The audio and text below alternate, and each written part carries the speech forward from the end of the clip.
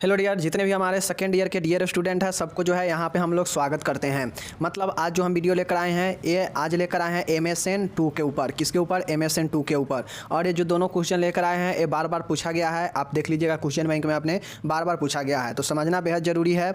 कोई भी क्वेश्चन हम पढ़ाते हैं उसको समझिए, वीडियो देखिए और 5 से 10 मिनट के लिए आप जो है rmnursing.blogspot.com पर जाइए। जैसे ही आपका वीडियो डलता है वहाँ पे इसका जो है PDF भी और वहाँ पे इसे लिखा भी गया है, तो वहाँ पे जाके पढ़िए, ताकि अगर आप नोट्स नहीं बनाते हैं तो वहाँ पे सब के सब पढ़ा रहता है, डेली के डेली वीडियो का वहाँ पे पोस्ट किया हुआ रहता है। जाके उसको एक बार पढ़िए खुद से, ताकि जो चीज़ें हैं वो समझ में क्लियर हो जाए और ज़्यादा दिन तक याद रहे। ठीक है, जब भी कन्फ्यूज करे, आपके मोबाइल में डाउनलोड नहीं है, जाके वहाँ खोजिएगा, मिल जाएगा, सर्च करके आप खोज सकते हैं, मिल जाएगा आपको। ठीक है, चलिए हम फिलहाल इसको शुरू करते हैं। क्वेश्चन है, 2 क्वेश्चन लेकर आए हैं। एक क्वेश्चन है ब्लड ट्रांसफ्यूजन यानी रक्त आधान के ऊपर। मीन्स जो रक्त चढ़ाया जाता है वो रक्त चढ़ाने का क्या प्रोसेस है, किसको कब ज़रूरत पड़ता है रक्त चढ़ाने का, और इस जब रक्त चढ़ाया जाता है रक्त आधान में मीन्स ब्लड ट्रांसफ्यूजन में जो है नर्स का क्या भूमिका है, ब्लड चढ़ाने में रक्त चढ़ाने में जो है नर्स का क्या भूमिका है उसको देखेंगे। और साथ ही नेक्स्ट क्वेश्चन देखेंगे IOL के ऊपर। IOL का मतलब intra ocular lens. Intraocular lens ये भी क्वेश्चन 5 नंबर में पूछा गया है। इंट्रा ऑकुलर लेंस एक प्रकार का लेंस होता है, जब व्यक्ति के आँख खराब हो जाता है उसमें ये लेंस जो है क्या किया जाता है, शिफ्ट किया जाता है अलग से, तो उसको भी देखेंगे। चलिए हम लोग शुरू करते हैं पहले ब्लड ट्रांसफ्यूजन को। ठीक है, चलिए देखिए ब्लड ट्रांसफ्यूजन जो है क्या है, तो देखिए ब्लड ट्रांसफ्यूजन एक प्रक्रिया है। बिल्कुल देखिए, कोई भी चीज़ें जो एक चीज़ें प्रोसेस के अंतर्गत आता है, जैसे डायलिसिस भी क्या था, डायलिसिस भी एक प्रक्रिया था। उसी प्रकार से ब्लड ट्रांसफ्यूजन भी क्या है, एक प्रकार से प्रक्रिया ही है, प्रोसेस ही है, जिसमें स्वस्थ शरीर से रक्त प्राप्त कर आवश्यकता अनुसार इसे रोगी के व्यक्ति के शरीर में इंट्रावेनसली ट्रांसफ्यूज किया जाता है। अब ये ब्लड ट्रांसफ्यूजन होता है कि यह एक प्रक्रिया है जिसके दौरान एक स्वस्थ बॉडी से, एक हेल्दी बॉडी से रक्त को प्राप्त किया जाता है रिसीव करके, और आवश्यकता अनुसार जितने भी आवश्यकता है वो रोगी को, उसके व्यक्ति को, रोगी जो होगा उसके शरीर में इंट्रावेनसली मतलब इंट्रावेन के द्वारा चढ़ाया जाता है, ट्रांसफ्यूज किया जाता है, और यही जो होता है आपका ब्लड ट्रांसफ्यूज होता है, ब्लड ट्रांसफ्यूजन होता है। समझ गए? ब्लड चढ़ाना या रक्त आधान किसे बोलते हैं, तो रक्त आधान एक प्रक्रिया होता है। इस प्रक्रिया के दौरान जो होता है एक स्वस्थ शरीर से, एक हेल्दी व्यक्ति के शरीर से जो है ब्लड निकाला जाता है, प्राप्त किया जाता है, और इसे जो है रोगी के, जो रोगी होता है उसके शरीर में इंट्रावेनसली ट्रांसफ्यूज मतलब इंट्रा जो वेन होता है, IV जो होता है, सीरा के द्वारा अंतःशिरीय माध्यम से जो है क्या किया जाता है, ब्लड को ट्रांसफ्यूज किया जाता है रोगी में, जो रोगी व्यक्ति होता है उसके अंदर। समझ गए? यही होता है ब्लड ट्रांसफ्यूजन।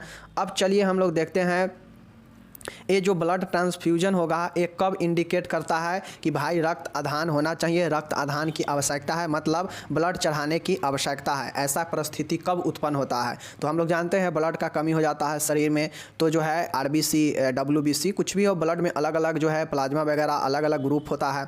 कोई भी ग्रुप के कोई अगर व्यक्ति होता है उसका अगर ब्लड कम गया है तो जो है उस ग्रुप से मैच करके और जो है कोई हेल्दी व्यक्ति से जो है ब्लड लेकर, और जो है जो अनहेल्दी व्यक्ति है, अस्वस्थ व्यक्ति है, उसमें चढ़ाया जाता है।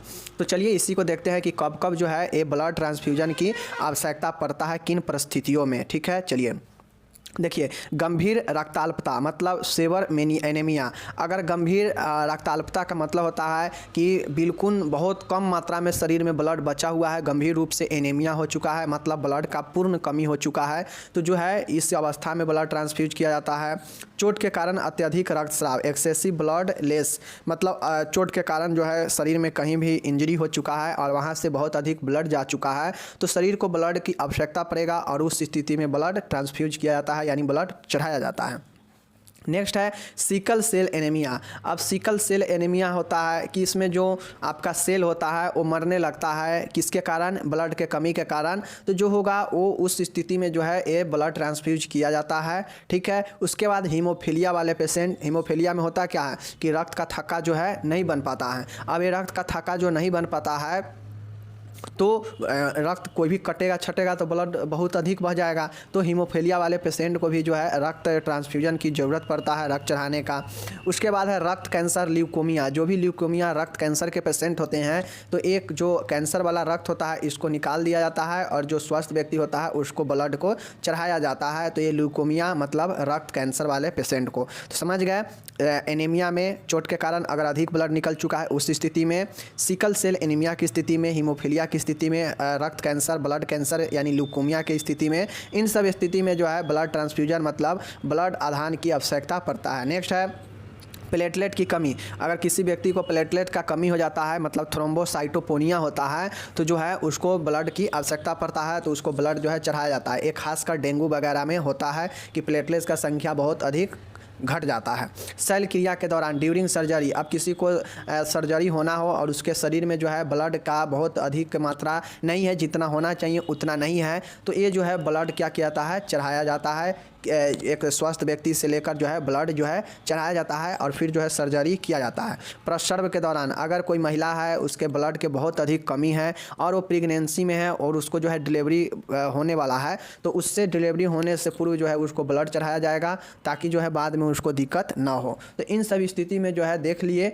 कि प्लेटलेट की कमी सर्जरी होने के दौरान, ड्यूरिंग लेबर मतलब प्रसव के दौरान, उसके बाद रक्तस्राव के दौरान, उसके बाद ल्यूकोमिया मतलब रक्त कैंसर के दौरान, इन सब के परिस्थितियों में जो है ये इंडिकेशन आएगा कि ब्लड ट्रांसफ्यूजन की आवश्यकता है यानी ब्लड चढ़ाने की। समझ गए। चलिए अब हम लोग चलते हैं आवश्यक उपकरण, मतलब अब इसमें जो ब्लड ट्रांसफ्यूज किया जाता है तो इसमें कौन कौन सा जो है आर्टिकल मतलब क्या जो है उपकरण की आवश्यकता होता है ब्लड चढ़ाने के लिए और ब्लड किसी से निकालने के लिए कौन कौन सा जो है आवश्यकता पड़ता है। देखिए तो इसमें जो उपकरण होना चाहिए ब्लड कलेक्शन के समय आवश्यक आर्टिकल में क्या होना चाहिए। देखिए उपकरण में क्या क्या होना चाहिए आवश्यक उपकरण में, पहला है ब्लड कलेक्शन के समय आवश्यक आर्टिकल। जब यहाँ पे हम लोग देख रहे हैं क्या चीज़, ब्लड ट्रांसफ्यूजन मतलब ब्लड किसी स्वस्थ व्यक्ति से निकाला जाएगा और फिर जो है वो ब्लड किसी रोगी व्यक्ति में जो है उसे ट्रांसफ्यूज किया जाएगा, तो वो होता है ब्लड ट्रांसफ्यूजन। तो ये जो होता है इसमें पहले उपकरण का कौन कौन से उपकरण की आवश्यकता है, तो इस उपकरण में जो पहला उपकरण में होगा, किसी व्यक्ति से हम ब्लड लेंगे प्राप्त करेंगे ना, तो पहले ब्लड कलेक्शन के लिए जो भी आर्टिकल होगा उसमें कौन कौन सा होगा। तो देखिए पहले ब्लड हमें प्राप्त करना है तो कॉटन लेंगे, रुई जिसको बोलते हैं, और स्प्रिट लेंगे, ठीक है। उसके बाद है हेमो बैग लेंगे, हेमो बैग सेट होता है ये। उसके बाद कलेक्शन बैग, वजन नापन की मशीन। देखिए क्या क्या होगा, कॉटन लेंगे, एस्प्रिट लेंगे, हेमो बैग लेंगे, हेमो बैग का सेट लेंगे, और उसके बाद कलेक्शन मतलब जो भी कलेक्शन होगा ब्लड का वो कलेक्शन बैग लेंगे और उसमें ब्लड का कलेक्शन किया जाएगा। और फिर वजन मापन मशीन लेंगे कि कितना ब्लड जो है हमने कलेक्ट किया है और उस पर जो है मापेंगे, नापने का काम करेंगे। तो ये ब्लड कलेक्शन के लिए आर्टिकल मतलब उपकरण है। अब हम लोग ब्लड जो है ट्रांसफ्यूजन के लिए कौन कौन सी है, पहला तो हम लोग देख चुके हैं कि किसी से ब्लड प्राप्त करेंगे तो कौन कौन से उपकरण होना चाहिए, रियू होना चाहिए, हेमो बैग होना चाहिए, हेमो बैग सेट होना चाहिए। तो ये सब जो है मशीन नापन के लिए जो है नाप तौल के लिए जो है मशीन होना चाहिए, ठीक है ना, इतना होना चाहिए। अब हम वो चीज़ें किसी से ब्लड प्राप्त कर चुके हैं तो अब वो ब्लड को किसी रोगी में हमें ट्रांसफ्यूज कराना है, चढ़ाना है, तो जो है उस समय कौन कौन सी आर्टिकल की मतलब कौन कौन सी उपकरण की आवश्यकता होगा, तो चलिए देखते हैं। देखिए ब्लड ट्रांसफ्यूजन के समय आवश्यक आर्टिकल्स, अब जो है टूर्निकेट जो होता है, जो मतलब ब्लड में जैसे हाथ के द्वारा इंट्रावेन के द्वारा जो सिरा के द्वारा ब्लड दिया जाएगा ना, कैनुला लगाया जाएगा, तो जो कैनुला वाला वीडियो नहीं देखे कैनुला कैसे लगाया जाता है जाके देख लीजिए। राहुल मिश्रा इन्फो के ऑफिशियल यूट्यूब चैनल पर हम लोग यहाँ से कम्युनिटी में शेयर भी कर दिए थे कि कैनुला कैसे लगाया जाता है, तो कैनुला वाला वीडियो देख लीजिएगा, वहाँ पर एक पेशेंट को लगाया जा रहा है जो हम वीडियो डाल चुके हैं, ठीक है। अब यहाँ पर टर्निकेट जो होता है एक जो है रस्सी धागे के समान होता है जो नस को भेन को जो है उजागर दिखने के लिए बांधा जाता है, ऊपर जहाँ पे सीव इंजेक्शन लगाना है उससे ऊपर जो है बांधा जाता है ताकि नसें दिख सके, तो ये टर्निकेट होता है, ठीक है। बांह बांधकर आईवी कैनुला लगाने के लिए वही चीज़ें हैं, ठीक है। IV cannula fixing micro prop होना चाहिए, मतलब जो कैनुला लगाते हैं उसको फिक्स करने के लिए माइक्रो प्रोप होना चाहिए, ठीक है। माइक्रोपोर होना चाहिए। एक कैनुला वाला वीडियो देखिएगा तो वहाँ पे क्लियर हो जाएगा, ठीक है। और उसके बाद है कॉटन होना चाहिए, स्पिरिट होना चाहिए यानी रुई होना चाहिए, ब्लड बैग होना चाहिए और ब्लड ट्रांसफ्यूजन चार्ट होना चाहिए। मतलब कितना जो है ब्लड चढ़ चुका है अभी तक, कितना अभी बाकी है, ये चार्ट में मेंटेन होता है। कितना ब्लड की उसको आवश्यकता है, कौन से ग्रुप का, ये सब चार्ट में दर्शाया जाता है। तो एक ब्लड चढ़ाने के समय कौन कौन सी चीज़ें चाहिए, टर्निकेट चाहिए, IV कैनुला चाहिए और फिक्सिंग माइक्रोपोर चाहिए, कॉटन चाहिए, ब्लड बैग चाहिए, ब्लड रखा होगा तभी ना, ब्लड बैग होगा, ब्लड ट्रांसफ्यूजन चार्ट होगा। तो इतना सारा आप चढ़ाने के समय और ऊपर में जो था वो ब्लड प्राप्त करने के लिए था। ये सब समझ गए यहाँ पे। चलिए यहाँ पे देखिए फिर यहाँ पे देखिए एक और चीज़ है, ब्लड ट्रांसफ्यूजन सेट होगा, ब्लड ट्रांसफ्यूजन सेट होगा और उसके बाद है नॉर्मल सलाइन और सिरिंज इत्यादि होगा। ये सब जो है ब्लड चढ़ाते समय रखेंगे, normal saline, syringe, blood transfusion set, blood bag होगा, उसके बाद होगा ब्लड ट्रांसफ्यूजन चार्ट होगा, IV कैनुला होगा, उसके बाद टूर्निकेट होगा, कॉटन होगा। तो ये सब चढ़ाने के दौरान आवश्यकता पड़ता है कि अगर ब्लड इंजेक्शन दिए, कैनुला लगाए और ब्लड अगर बाहर निकला तो उसको साफ करने के लिए टूर्निकेट, कॉटन और स्पिरिट चाहिए। उसके बाद है कि सलाइन चाहिए साफ उफ करने के लिए, सिरिंज चाहिए इंजेक्शन देने के लिए। तो ये सब जो है चीज़ें होना चाहिए। तो ये सब चीज़ें हम लोग यहाँ पे देख चुके हैं कि क्या ब्लड निकालने प्राप्त करने के लिए प्राप्त करते समय कौन से उपकरण और ब्लड चढ़ाते समय कौन सा उपकरण देख चुके हैं। चलिए ये ब्लड ट्रांसफ्यूजन का है, ठीक है। अब देखिए ब्लड ट्रांसफ्यूजन में एक नर्स का क्या क्या भूमिका होगा, ठीक है। देखिए nurse role in blood transfusion, मतलब अब ब्लड ट्रांसफ्यूजन मतलब रक्ताधान, मतलब रक्त चढ़ाते समय जो है नर्स का क्या क्या भूमिका होगा, क्या क्या रोल होगा जो है उसको चलिए हम लोग देखते हैं, ठीक है। चलिए देखिए यहाँ पे क्या है कि नर्स रोगी के ब्लड ग्रुप एवं ब्लड बैंक से प्राप्त ब्लड बैग के ग्रुप के समान होने की जांच करती है एवं साथ ही से संबंधित चिकित्सक से चेक कराती है। देखिए जो नर्स जो होती है वो रोगी के ब्लड ग्रुप एवं ब्लड बैंक से प्राप्त ब्लड बैग के ग्रुप के समान होने की जांच करती है एवं साथ ही इससे संबंधित चिकित्सक से चेक कराती है। देखिए नर्स का सबसे पहला काम होता है कि ब्लड कहाँ से प्राप्त किया जाता है, ब्लड जो है ब्लड बैंक से प्राप्त किया जाता है। वहाँ पे ब्लड बैंक जो होता है वहाँ पे पेशेंट को, जो हेल्थी पर्सन होता है, स्वस्थ व्यक्ति, वो ब्लड बैंक में जाता है और ब्लड को डोनेट करता है, ब्लड को वहाँ पे क्या करता है, देता है। अब वहाँ पे ब्लड को जो है ग्रुप में परिवर्तित किया जाता है। जो भी ग्रुप का मरीज हो उस ग्रुप में उस ब्लड को क्या किया जाता है, बनाया जाता है। अब बनाकर जो है वो उसे पैक करके और दे दिया जाता है। तो वो ब्लड बैंक में जो है ब्लड को स्टोर करके रखा जाता है किसी भी हेल्दी पर्सन से ब्लड लेकर। तो वो जो ब्लड ग्रुप का जो मरीज होगा, रोगी होगा, उसका ब्लड ग्रुप और जो ब्लड बैंक से जो प्राप्त ब्लड होगा उस ब्लड बैग पर जो भी ग्रुप लिखा होगा उस दोनों के ग्रुप को क्या करते हैं, समान होने का जाँच करते हैं। अगर समान होने का जाँच नहीं किया जाएगा तो हो सकता है ब्लड बैंक से कोई और ग्रुप मिल जाए, पेशेंट का कोई और ग्रुप है, दोनों मैच नहीं करेगा तो अंदर चढ़ाने के बाद, ट्रांसफ्यूजन करने के बाद जो है क्या हो जाएगा, क्लॉटिंग हो जाएगा, थक्का बन जाएगा और वो जो है पानी बन जाएगा अंदर में जाकर और वो बिना कोई काम के हो जाएगा और पेशेंट को मृत्यु भी हो सकता है। तो इसलिए जो है दोनों ग्रुप को मैच करके ही ब्लड को क्या किया जाता है, चढ़ाया जाता है और साथ ही जो डॉक्टर होते हैं उनसे भी चेक कराया जाएगा। तो ये नर्स का सबसे प्रथम जिम्मेदारी होता है कि रोगी का ब्लड ग्रुप और जो भी ब्लड बैंक से जो बैग आया है ब्लड का, उस पर जो ग्रुप लिखा है दोनों से मैच करके तभी जो है, और डॉक्टर से भी चेक कराकर तभी जो है आगे का प्रोसेस शुरू होगा। ठीक है, ये जिम्मेदारी है, ये निभाना चाहिए एक नर्स को।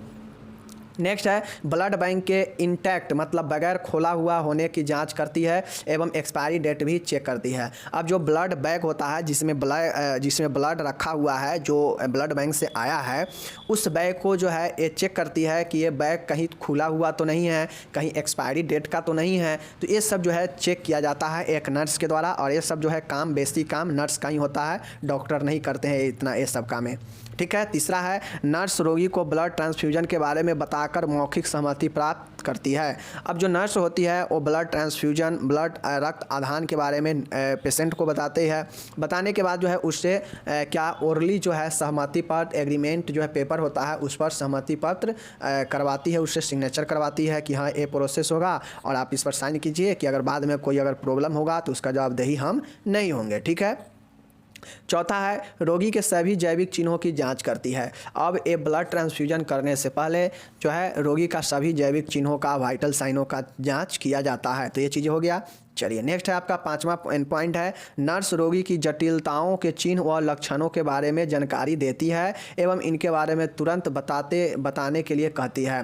अब जो नर्स होती है रोगी को जटिलता के चिन्ह एवं लक्षणों के बारे में जानकारी देती है एवं इनके बारे में तुरंत बताने के लिए कहती है। अब जो नर्स होती है वो पेशेंट से क्लियर पूछती है कि कोई प्रॉब्लम तो है, इससे रिलेटेड आपको कोई प्रॉब्लम तो नहीं हो रहा है, और जैसे ही पेशेंट कुछ लगता हो कि हमें कोई प्रॉब्लम हो रहा है तो तुरंत जो है जानकारी नर्स को देती है कि हाँ हमें ये प्रॉब्लम हो रहा है, ये हो रहा है ब्लड ट्रांसफ्यूजन करते समय। समझ गए? चलिए नेक्स्ट है आपका यहाँ पे रोगी के संबंधियों की भी आवश्यक स्वास्थ्य शिक्षा प्रदान की जाती है एवं रक्तदान के लिए प्रोत्साहित किया जाता है। अब चूँकि यहाँ पे हेल्थ में आया जाता है तो आप लोग देखते होइएगा रक्तदान करने के लिए शिविर भी लगाया जाता है कि रक्तदान कीजिए, रक्तदान महादान होता है ना, वो रक्तदान को जो भी व्यक्ति करता है उसको ब्लड बैंक में रखा जाता है हॉस्पिटल के, और जिसको भी गरीब को चाहे किसी को भी ज़रूरत पड़ता है तो जो है उसके ग्रुप से मैच करके और वो दिया जाता है। ठीक है, तो यही चीज़ें प्रोत्साहित किया जाता है जो भी रोगी के संबंधी रिलेटिव आए हैं उसके साथ में, तो नर्स जो है उसको प्रोत्साहित करती है और स्वास्थ्य शिक्षा देती है ब्लड ट्रांसफ्यूजन के बारे में, और ये भी कहती है कि भाई आप भी रक्तदान कीजिए, क्योंकि कोई रक्तदान किया था तभी तो आपको पेशेंट को मिला है, तो आप भी करेंगे तो किसी और को मिलेगा। तो यही जो चीज़ें हैं। ठीक है, हो गया।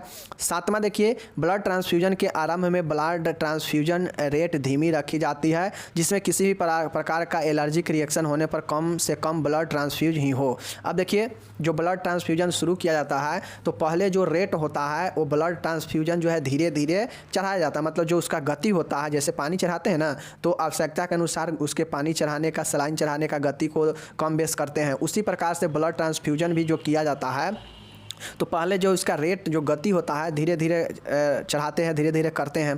बट जब ऐसा क्यों होता है? ऐसा इसलिए किया जाता है कि अगर मान गए धीरे धीरे रहेगा और अंदर जाने के बाद अगर कोई एलर्जिक रिएक्शन होगा उसके बॉडी में उस ब्लड से, तो हो सके तो उस ब्लड को वहीं पे रोक दिया जाएगा, ताकि इससे ये हो जाएगा कि हल्का ब्लड ही जाया रहेगा उसके शरीर में, जिससे वो जो है उसको सही किया जा सकता है। बट अगर शुरू में ही अगर तेज़ी के साथ अगर तेज़ी गति से अगर उसको ब्लड ट्रांसफ्यूजन रेट किया जाएगा तो उसके शरीर में बहुत सारा थोड़े ही देर में ब्लड चला जाएगा, और जो रिएक्शन होगा वो संपूर्ण ब्लड में क्या होगा, बहुत सारा ब्लड पहुंच गया रहेगा तो उसको संपूर्ण शरीर में रिएक्शन होने लगेगा। तो इसलिए जो पहले रेट होता है वो धीमा रखा जाता है ब्लड ट्रांसफ्यूजन का, और अगर कोई एलर्जिक रिएक्शन ना होता है तो फिर धीरे धीरे उसको बढ़ाया जाता है। अगर ये एलर्जिक रिएक्शन दिखने लगता है उसके अंदर इस ब्लड के चढ़ाने से, तो फिर उस ब्लड को वहीं पर रोक दिया जाता है। ठीक है, समझ गए? चलिए 7वां पॉइंट यही था। नेक्स्ट है आपका यहाँ पे देखिए कि किसी प्रकार की एलर्जिक रिएक्शन नहीं होने पर 5 से 10 मिनट बाद ट्रांसफ्यूजन रेट समान कर दिया जाता है। वही चीज़ हमने बताया कि कोई अगर एलर्जिक रिएक्शन नहीं होता है ब्लड चढ़ाने के बाद तो जो है 5 से 10 मिनट के बाद जो ब्लड ट्रांसफ्यूजन का जो रेट है वो क्या किया जाएगा, बढ़ा दिया जाएगा। अगर हमेशा धीमा धीमा ही रखे जाएगा तो कितना घंटा लग जाएगा, तो इसलिए जो है 5 से 10 मिनट के बाद उसको क्या किया जाएगा, बढ़ा दिया जाएगा, मतलब समान कर दिया जाएगा। ठीक है। 9वां है, ब्लड ट्रांसफ्यूजन के दौरान नर्स जो है सख्त बीज संक्रमित तकनीक का इस्तेमाल करती है। अब ब्लड ट्रांसफ्यूजन करते समय क्योंकि ब्लड वो पेशेंट के अंदर जा रहा है तो जो है उस समय बिल्कुल एक स्वच्छ साफ़ सुथरा चीज़ों का, बीज संक्रमित तकनीक चीज़ों का इस्तेमाल करती है ताकि कोई इन्फेक्शन जो है वहाँ पे ना हो। ठीक है, चलिए नेक्स्ट है कि किसी भी प्रकार की जटिलता होने पर चिकित्सक को तुरंत सूचित करना चाहिए। अगर पेशेंट को कोई भी रिएक्शन, कोई भी जटिलता हो रहा है, कॉम्प्लिकेशन हो रहा है, तुरंत डॉक्टर को जो है सूचित करना चाहिए। नर्स का ये सब भूमिका है ब्लड ट्रांसफ्यूजन में। ठीक है। रोगी को यदि सांस लेने में समस्या हो तो फाउलर पोजीशन प्रदान कर SpO2 स्तर चेक करना चाहिए। यदि आवश्यक हो तो नॉर्म ऑक्सीजन प्रदान करना चाहिए। देखिए अब रोगी को हो सकता है फाउलर सांस लेने में समस्या हो ब्लड ट्रांसफ्यूजन में, तो जो है उसे फाउलर पोजीशन देंगे। फाउलर पोजीशन क्या है, फर्स्ट ईयर में आप लोग पढ़े हैं। उसके बाद SpO2 जो ऑक्सीजन का लेवल होता है अगर वो कम है तो नॉर्म हल्का ऑक्सीजन भी दे सकते हैं। तो ये जो है नर्स का ये सब काम है कि पेशेंट को देख रेख करेगा और वहाँ पे ये सारे चीज़ों को मेंटेन करेगी। ठीक है। ब्लड ट्रांसफ्यूजन प्रक्रिया के दौरान वेस्ट का निपटाना करना भी नर्स का उत्तरदायित्व है। यह निम्न प्रकार होना चाहिए: नुकीली वस्तुओं, नीले ड्रम में असंक्रमित कचरा ठीक है, काले ड्रम में संक्रमित कचरा और कचरा पीले ड्रम में। ठीक है, तो ये चीज़ें जो है होना चाहिए कि काले ड्रम में संक्रमित कचरा, पीले ड्रम में हो, संक्रमित कचरा कहाँ होना चाहिए, पीले ड्रम में, और असंक्रमित कचरा कहाँ होना चाहिए, काले ड्रम में, और नुकीला कहाँ होना चाहिए, नीले में। ध्यान में रखिएगा, संक्रमित पीले में और असंक्रमित काले ड्रम में और नुकीली वस्तुओं नीले ड्रम में। ये सब जो है हॉस्पिटल में जो ड्राम होता है लगा होता है वेस्ट पदार्थों को रखने के लिए। तो ये सब जो है नर्स का ही काम है कि जो वेस्ट पदार्थ है, जो बेकार का जो पदार्थ निकल रहा है ब्लड ट्रांसफ्यूजन से, चाहे इंजेक्शन हो चाहे कुछ भी हो, कॉटन वगैरह हो, तो उस सब को जो है क्या करेंगे, इसमें रखेंगे। जो संक्रमित होगा पीले में, असंक्रमित होगा काले में, और जो नुकीला पदार्थ होगा उसको नीले ड्रम में रखते हैं। ठीक है, 13 नंबर है ब्लड ट्रांसफ्यूजन प्रक्रिया से पूर्व रक्त का तापमान शारीरिक तापमान तक आने का इंतजार करना चाहिए। अब ब्लड ट्रांसफ्यूजन प्रक्रिया से पूर्व जो है रक्त का तापमान जो होना चाहिए वो शारीरिक तापमान तक आने का इंतजार वेट करना चाहिए। तो ये चीज़ें होना चाहिए कि ब्लड ट्रांसफ्यूजन प्रक्रिया से पूर्व रक्त का जो तापमान हो शारीरिक तापमान के तक आने का इंतज़ार करना चाहिए। समझ गए?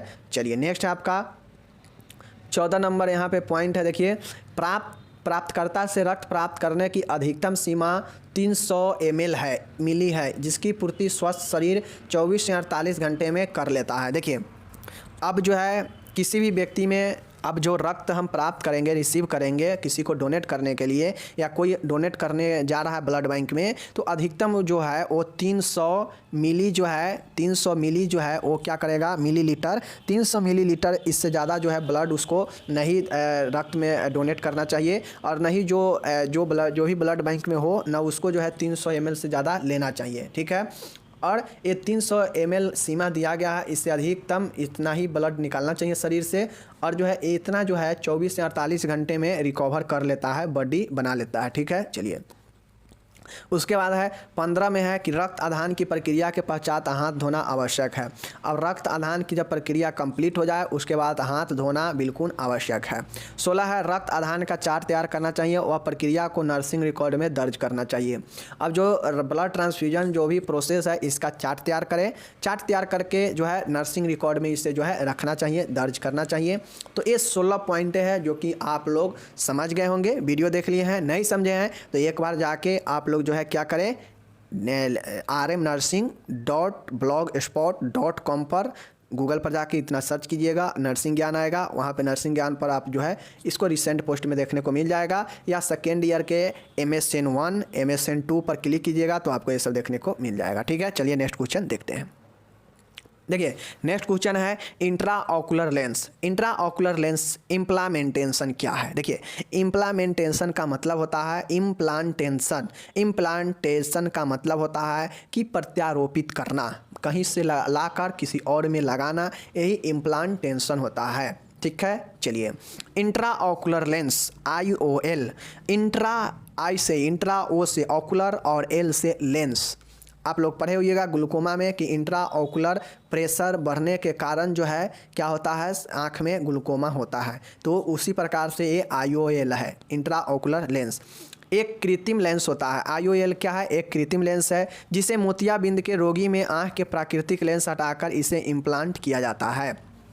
क्या समझे कि इंट्रा ऑकुलर लेंस इम्प्लामेंटेशन क्या है? तो इंट्रा ऑकुलर लेंस इम्प्लांटेशन एक जो है कृत्रिम, एक आर्टिफिशियल जो है लेंस होता है, कृत्रिम लेंस होता है, जिसको क्या किया जाता है कि जो भी कैटरैक्ट, जो भी मोतियाबिंद के पेशेंट होते हैं, रोगी होते हैं, उनके आँख से जो प्राकृतिक नेचुरल जो लेंस है उसको निकाल कर सर्जरी के द्वारा, और जो है ये कृत्रिम जो IOL है लेंस है, इसको वहाँ पे लगाया जाता है, इम्प्लांट किया जाता है। यही जो होता है इंट्रा ऑकुलर लेंस इम्प्लांटेशन होता है। समझ गए कि इंट्रा ऑकुलर लेंस इम्प्लांटेशन क्या है? तो इंट्रा ऑकुलर लेंस एक कृत्रिम जो है लेंस होता है जिसको मोतियाबिंद यानी कैटरैक्ट के जो पेशेंट होते हैं उसमें से जो लेंस है जो ख़राब हो गया है मोतियाबिंद के कारण, उसको हटाकर उसको जो है इम्प्लांट किया जाता है। और ये इम्प्लांट तो सीधा हो नहीं जाएगा, उसके लिए सर्जरी होता है। तो चलिए आगे हम देखते हैं। तो इंट्रा ऑकुलर लेंस समझ गए। चलिए देखिए लेंस ट्रांसप्लांट के बाद जो है, लेंस ट्रांसप्लांट के बाद कुछ दिनों तक रोगी के डार्क आई ग्लासेज पहनने के लिए कहा जाता है। अब जिसको भी मोतियाबिंद का ऑपरेशन होता है उसको यही इंट्रा ऑकुलर लेंस शिफ्ट किया जाता है, मतलब उसको IOL जो कि कृत्रिम लेंस होता है उसको ये शिफ्ट किया जाता है। अब जब लेंस ट्रांसप्लांट हो जाता है उसके कुछ दिनों तक देखते होइएगा तो जो पेशेंट मोतियाबिंद का ऑपरेशन कराया होता है उसको डार्क आई ग्लास, मतलब जो काले चश्मे वाला जो होता है वो उसको पहनने के लिए कहा जाता है और दिया जाता है। समझ गए? चलिए, रोगी को एंटीबायोटिक आई ड्रॉप्स प्रोवाइड की जाती है जिससे संक्रमण की रोकथाम की जा सके। अब जो रोगी होते हैं उसको आँख में सर्जरी हुआ रहता है तो उसमें संक्रमण ना हो इसके लिए एंटीबायोटिक जो है आई ड्रॉप्स प्रोवाइड किया जाता है। जैसे में देखिए, जैसे में क्या है, मॉक्सीफ्लोक्सासिन, ठीक है, मॉक्सीफ्लोक्सासिन आदि जो है दवाइयाँ एंटीबायोटिक ड्रॉप्स आता है। रोगी को स्टेरॉयड आई ड्रॉप भी प्रदान की जाती है जैसे प्रेडनिसोन जो होता है स्टेरॉयडल आई ड्रॉप होता है जो कि पेशेंट को प्रदान किया जाता है जैसे प्रेडनिसोन। तो ये जो है संक्रमण के लिए कहेगा तो मॉक्सीफ्लोक्सासिन दिया जाता है संक्रमण से बचाव के लिए। और आँखों को स्टेरॉयडल आई ड्रॉप दिया जाता है कि आँख ज़्यादा सूझे नहीं, इसके लिए जो है स्टेरॉयडल आई ड्रॉप दिया जाता है जो प्रेडनिसोन होता है। क्या होता है? प्रेडनिसोन होता है जो स्टेरॉयडल आई ड्रॉप होता है। तो इस चीज़ को समझ लिए। चलिए, ये दोनों दवाई जरूर लिखिएगा। संक्रमण के रोकथाम के लिए मॉक्सीफ्लोक्सासिन ड्रॉप होता है और जो स्टेरॉयडल के लिए होता है वो स्टेरॉयडल आई ड्रॉप होता है जो कि प्रेडनिसोन है। ठीक है, दोनों याद रखिएगा, स्टेरॉयडल आई ड्रॉप प्रेडनिसोन और संक्रमण वाला मॉक्सीफ्लोक्सासिन। ठीक है, चलिए, प्रेडनिसोन जरूर याद रखिएगा क्योंकि आपसे पूछेगा कि बताइए स्टेरॉयडल आई ड्रॉप कौन है, तो प्रेडनिसोन। ठीक है, चलिए देखिए, अब हम लोग आते हैं, वो तो हो गया वहाँ पे कि कौन कौन से दवाइयाँ होगा संक्रमण के लिए, स्टेरॉयडल के लिए, तो वो देख लिए। अब हम लोग नर्सिंग प्रबंध देखते हैं कि IOL वाले पेशेंट को जो है, इम्प्लांटेशन वाले पेशेंट को जो है, इंट्रा ऑकुलर इम्प्लांटेशन वाले पेशेंट को जो है क्या क्या जो चीज़ें हैं वो नर्सिंग प्रबंध में किया जाएगा। ठीक है, चलिए, अब चूँकि हम पहले ही बता चुके हैं कि ऑपरेशन के थ्रू इसमें शिफ्ट किया जाता है कृत्रिम लेंस को, तो जो है अब ऑपरेशन जो होगा, ऑपरेशन में 3 चरणों में पेशेंट को देखा जाता है। एक ऑपरेशन से पहले देखा जाएगा नर्सिंग देखभाल, एक होगा ऑपरेशन के दौरान नर्सिंग देखभाल और एक होता है ऑपरेशन के बाद नर्सिंग देखभाल। एक होता है, यानी इसको कहते हैं प्री, इसको कहते हैं पोस्ट और इसको कहते हैं पेरी। तो ये जो है आप लोग को याद रखना पड़ेगा 3 स्टेज में। ठीक है, चलिए नर्सिंग प्रबंध में जो है ऑपरेशन से पहले नर्सिंग परिचर्या का देखभाल देखते हैं। ठीक है, चलिए, पहला है ऑपरेशन से 48 घंटे पहले ब्रॉड स्पेक्ट्रम एंटीबायोटिक्स ड्रॉप्स आँख में डालने के लिए देनी चाहिए, वह इसे डालने का तरीका समझाना चाहिए।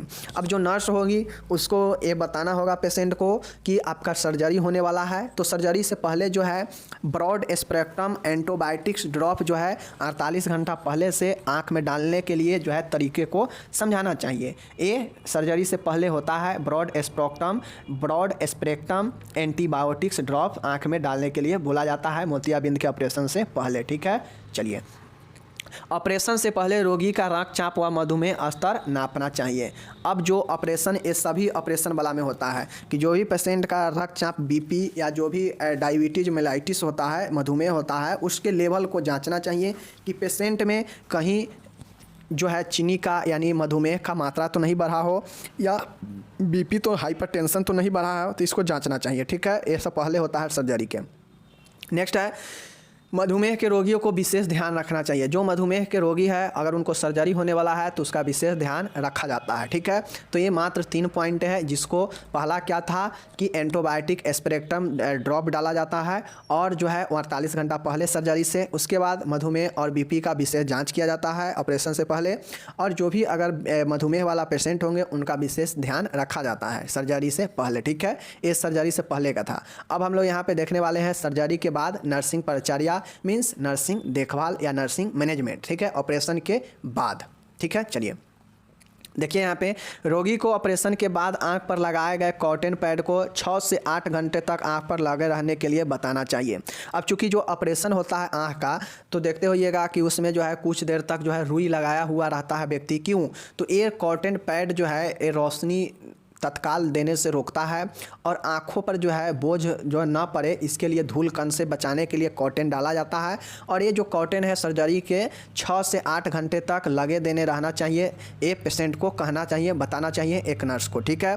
दूसरा है, ये 12 नहीं है, दूसरा होगा। दूसरा है कि रोगी को आँखों पर गहरा चश्मा पहनने के लिए निर्देशित करना चाहिए। वो पहले ही हमने बताया कि ब्लैक जो ग्लास होता है उसका काले चश्मा पहनना चाहिए। तो उसी प्रकार से सर्जरी के बाद जो है रोगी को ये बताना चाहिए कि गहरे चश्मा काले रंग का पहनना चाहिए सर्जरी के बाद, ठीक है, ये निर्देश देना चाहिए।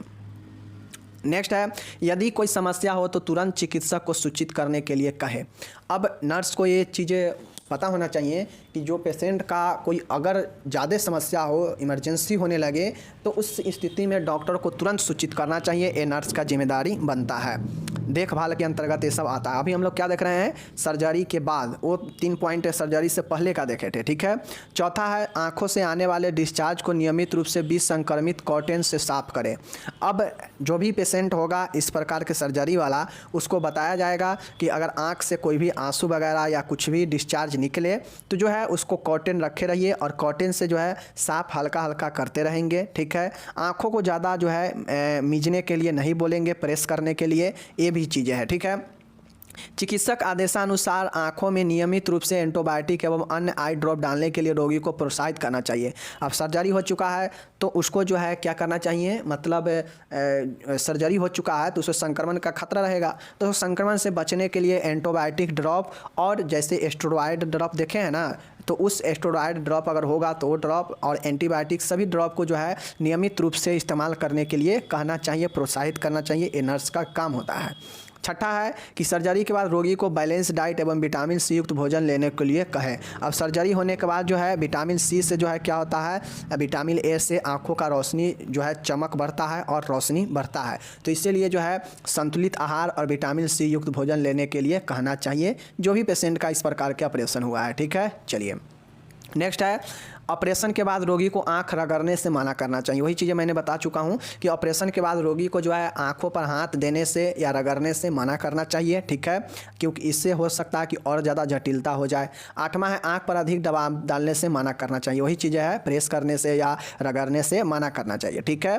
9वां है, ऑपरेशन वाली आँख पर कुछ निश्चित दिनों तक पानी न डालने का निर्देश दे व सिर से नीचे की ओर नहाने के लिए बताएं। अब जो भी पेशेंट आँख का ऑपरेशन कराए हैं या मोतियाबिंद का, उनको ये चाहिए कि जो है वो आँख से नीचे स्नान करे कुछ दिनों तक, आँख पर पानी बिल्कुल ना डाले, तो जो है ये ठीक रहेगा। ये नर्स का इतना सारा जिम्मेदारी है जो कि सर्जरी से पहले कुछ थोड़ा ही जिम्मेदारी है और सर्जरी के बाद जो है बहुत सारा जिम्मेदारी है, जो कि यहाँ पे हम लोग 9 पॉइंट में देख चुके हैं, ठीक है। अब चलिए हम लोग चलते हैं नेक्स्ट क्वेश्चन की तरफ। देखिए नेक्स्ट क्वेश्चन क्या है, जटिलता है, कॉम्प्लिकेशन है। अब इसमें आपसे जटिलता पूछेगा कि भाई बताइए IOL वाले पेशेंट को, मतलब इंट्रा ऑकुलर लेंस जो लगाया गया है, तो उस पेशेंट को जो है क्या क्या जटिलता हो सकता है, जिसको अगर आंख में कृत्रिम लेंस लगाया गया हो, इम्प्लांटेशन किया गया हो लेंस का, तो उसको क्या क्या आगे जटिलता हानि हो सकता है। तो जो है चलिए हम इसको देखते हैं। देखिए पोस्टेरियर कैप्सूल ऑप्सिटी, मतलब PCO हो सकता है कि जो पोस्टेरियर कैप्सूल ऑप्सिटी है वो हो सकता है।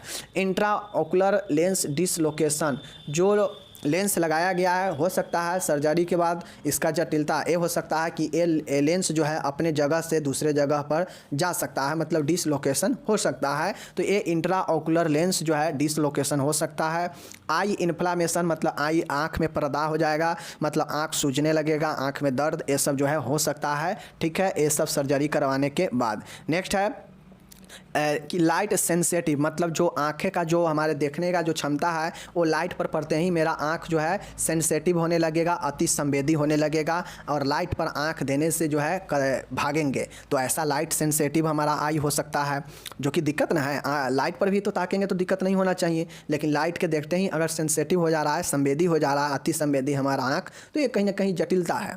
उसके बाद है फोटोप्सिया हो जाएगा, मतलब प्रीसीव्ड फ्लैशेज ऑफ लाइट, मतलब फोटोप्सिया हो सकता है। ये सब जटिलता होता है आँखों का। नेक्स्ट है आपका यहाँ पे देखिए बहुत शानदार है, मस्क्यूलर एडिमा कहा जाए, swelling of the central retina. Oedema क्या होता है, सूज जाना, पानी भर जाना। तो जो मस्कुलर होता है, जो रेटिना का जो सेंट्रल भाग है, उसमें स्वेलिंग मतलब सूज जाएगा। उसके बाद है पोटोसिस होगा कि ड्रॉपी आईलिड, ठीक है। उसके बाद ऑकुलर हाइपरटेंशन मतलब जो है इसमें जो ऑकुलर होगा उसमें प्रेशर बढ़ जाएगा। हाइपरटेंशन मतलब जो है उच्च रक्तचाप हो जाएगा ऑकुलर वाला में। तो ये चीज़ें जो है आप लोग को समझना चाहिए क्या क्या होगा जटिलता में। IOL वाले पेशेंट को ऑकुलर हाइपरटेंशन होगा, पोटोसिस होगा, मस्कुलर एडिमा होगा, ये सब चीज़ें याद रखिएगा। Macular oedema, ptosis, ocular hypertension, photopsia, light sensitive, intraocular lens dislocation, eye inflammation और पोस्टीरियर कैप्सूल ऑप्सिटी PCO हो सकता है। नॉर्मल याद रख लीजिए क्या क्या, इंट्रा ओकुलर लेंस डिसलोकेशन हो जाएगा, आई इन्फ्लामेशन होगा, लाइट सेंसिटिव होगा और PCO याद रखिएगा। PCO मतलब पोस्टीरियर कैप्सूल ऑप्सिटी, ये याद रखिएगा। बस इतना याद रखिएगा काफ़ी है। या याद रहेगा तो फोटोप्सिया भी लिख दीजिएगा, मस्कुलर एडिमा लिख दीजिएगा, पोटोप्सिस लिख दीजिएगा और ऑकुलर हाइपरटेंशन लिख दीजिएगा। इतना सारा हो सकता है जटिलता नुकसान किसमें, जो सर्जरी कराए होंगे आँख का, या जो कुछ दिनों तक ये सब अगर होता है तो ठीक है, नहीं तो उसके बाद आँख नॉर्मल हो जाता है। ठीक है, चलिए ये सब जटिलता दिखने को मिलता है जो ऑपरेशन कराते हैं आँख का। ठीक है, अब चलिए हम लोग मिलेंगे अगले वीडियो में। वीडियो बड़ा हो चुका है, विदा लेते हैं, धन्यवाद। और पढ़ना है तो rmnursing.blogspot.com पर जाकर पढ़ सकते हैं, PDF डाउनलोड कर सकते हैं। धन्यवाद।